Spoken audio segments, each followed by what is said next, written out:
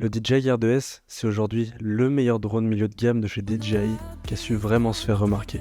Mais aujourd'hui, DJI, malgré un cycle fréquent de nouvelles sorties de drones, ne l'a pas vraiment renouvelé depuis un peu plus de 2 ans maintenant, et au final ça n'a fait que creuser l'écart entre l'entrée et le haut de gamme chez DJI, c'est-à-dire entre le Mini 3 et le Mavic 3. Aujourd'hui on se retrouve avec un vrai trou dans les gammes de DJI, avec pas vraiment grand chose en milieu de gamme. Et dans cette vidéo aujourd'hui on va voir pourquoi DJI a tout intérêt à se renouveler avec un DJI R3. Et spoiler alert, ça semble arriver pour très bientôt. Donc disclaimer, attention, tout ce que je vais dire dans cette vidéo concernant le R3 ne se base que sur des rumeurs, ce n'est pas des informations qui sont vraiment fondées et vérifiées, et je vais quasiment pas parler de spec. Je vais aujourd'hui parler de pourquoi sortir le R3 ce serait vraiment une aubaine pour DJI, et pourquoi à mes yeux, en fonction de mon expérience personnelle, ce serait le meilleur drone semi-professionnel pour se lancer dans le drone stabilisé. Alors déjà DJI, pourquoi il ferait vraiment un super move en sortant ce R3 ? Pour moi, à mes yeux, c'est super simple. On a un Mini 3 Pro qui est en Flymore Combo à 1200€, et on a un Mavic 3 classique qui est à 2400€ en Flymore, pour finalement avoir un Mavic 3 Pro qui est à 2800€ en Flymore. Donc là, vraiment sur le très haut de gamme. Et finalement, on a ce R2S en Flymore, en plus avec l'ancienne radiocommande, qui se situe à 1300€ dans son bundle. On est là, on a un drone qui coûte 100€ plus cher que le Mini 3 Pro qui est très récent et qui se veut entrée de gamme, mais en même temps pro. C'est assez particulier, il y a vraiment un positionnement de DJI qui est un peu particulier là-dessus, et on constate vraiment deux choses flagrantes en fonction de ces gammes de prix. C'est que il y a un gap énorme entre le Mini 3 Pro et le R2S et le haut de gamme, donc le Mavic 3. Vraiment, on a une distinction qui est minime maintenant. Pour 100€ de plus, on a le R2S, mais qui a 2 ans d'ancienneté, et on a un drone entrée de gamme mini, mais qui se veut pro, donc quasiment milieu de gamme. Donc finalement, en tant que consommateur qui souhaite se lancer dans le drone stabilisé et avoir une belle qualité d'image, voire même excellente, on sait pas vraiment quoi faire en fait. On est un peu perdu face à ces drones DJI. Est-ce qu'on prend plutôt un Mini 3 Pro qui est de la gamme mini, donc l'entrée de gamme, mais qui est quand même assez récent, qui dispose quand même d'une qualité d'image largement satisfaisante, mais il y a des reviews qui sont assez controversées sur YouTube. On en dit du bien, on en dit du moins bien.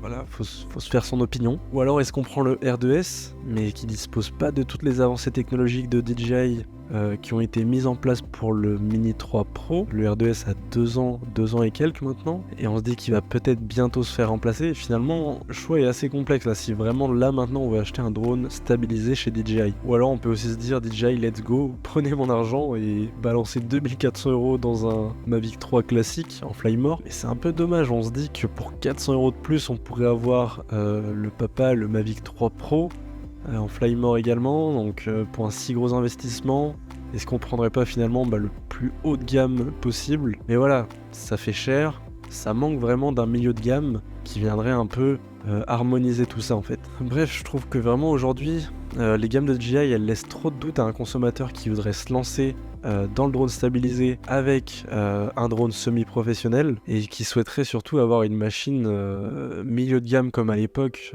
pour le R2S, mais qui soit vraiment récente et à la pointe quoi. Et bien qu'en pensez-vous si je vous disais que pour l'instant, je pense que la meilleure chose à faire c'est vraiment de patienter. En effet, il y a encore quelques semaines, je patientais encore pour la sortie du R3, je me disais ça va être pour bientôt, c'est sûr, il va y avoir des annonces fiables, des annonces sûres, des annonces concrètes sur une sortie de R3, et toujours rien. Mais là voilà que le 23 mai, on a eu des leaks vraiment assez fiables avec des vidéos et des photos. Je vous mets les sources en commentaire et je vous montre ça à l'écran. Mais clairement aujourd'hui l'arrivée d'un R3 semble tout tracé dans la stratégie DJI. Et si vous vous rappelez les prix de tout à l'heure, moi je pense que DJI va vraiment essayer de creuser l'écart entre l'entrée de gamme et le haut de gamme, avec un positionnement je pense pour le R3 en Flymore qui serait autour de 1500-1600€. Et là on aurait vraiment une distinction claire et nette entre l'entrée de gamme, donc le Mini 3, le R3 et le Mavic 3. Et là, DJI aurait gagné pour les consommateurs, parce que clairement le R2S c'était un drone qui avait fait un succès vraiment monstre à l'époque, et là ils combleraient vraiment le trou qu'ils ont dans leur gamme en fait. Et pourquoi le R3 serait vraiment le meilleur drone pour se lancer dans le drone stabilisé, d'autant plus qu'on vient du FPV comme moi. Donc pour moi vraiment le R3 qui sortirait, ce serait vraiment le meilleur drone pour se lancer dans le stabilisé, en souhaitant avoir une qualité d'image semi-professionnelle et une machine vraiment plus performante qu'un Mini 3. Moi je fais du FPV à la base et vous savez, ceux qui font du FPV comme moi, à quel point c'est compliqué de voyager avec un drone FPV, c'est vraiment très contraignant. Il y a énormément de matériel à se trimballer entre le masque, la radiocommande, les lipos, le drone qui est encombrant et en plus qui est visible sur le sac par tout le monde, c'est pas forcément top en voyage. C'est lourd, il faut gérer la charge des lipos. Et surtout, on prend 5 minutes avant chaque vol à se préparer, à checker ses lipos. C'est vraiment super contraignant en fait de faire du FPV en vacances. Faut vraiment avoir le temps pour ça. C'est pas souvent super compatible. Si vous êtes vous aussi comme moi du monde du drone FPV et vous avez envie d'avoir un drone DJI stabilisé en plus en complément, je pense que le R3 ce serait vraiment le drone qui correspond à vos attentes si vous voulez avoir une belle qualité d'image. Je pense que vraiment là la stratégie à avoir vis-à-vis des différentes gammes de DJI, c'est de patienter et de vraiment sauter sur l'opportunité de ce R3 ou alors attendre un petit peu qu'il baisse de prix. Bref, en tout cas moi j'attends avec impatience de pouvoir me procurer un drone DJI stabilisé pour mes vacances notamment, mais là vraiment il n'y en aurait aucun qui comblerait mes attentes à un tarif raisonnable. Comme je vous l'ai dit, il y a le Mini 3 Pro, il y a le R2S, mais pour différentes raisons, j'ai pas forcément envie de m'orienter vers eux. C'est pour ça que aujourd'hui, patienter pour un R3, je pense que c'est vraiment la meilleure chose à faire. Bon, j'avais dit que je parlerais pas de spec pour ce R3 parce que j'ai pas envie de m'avancer sur du vent entre guillemets parce qu'on sait pas du tout ce qu'aura ce drone pour l'instant. On peut que spéculer, mais bon, je vais quand même sortir 2-3 éléments qui me semblent être probables. Pour moi on peut au minimum s'attendre à ce qu'avait le R2S, donc de la 5,4K au niveau de qualité vidéo, autour de peut-être 40 minutes de temps de vol, donc ce serait un peu mieux que le Mini 3 Pro je pense. Un drone autour de 600 grammes, donc comme son prédécesseur le R2S j'imagine, et surtout on aurait un profil couleur flat qui nous permettrait de faire de la colorimétrie. Donc à voir si on a d'autres leaks dans les prochains jours ou dans les prochaines semaines, mais je pense que c'est tout à fait probable qu'on ait une sortie d'un R3 très imminente.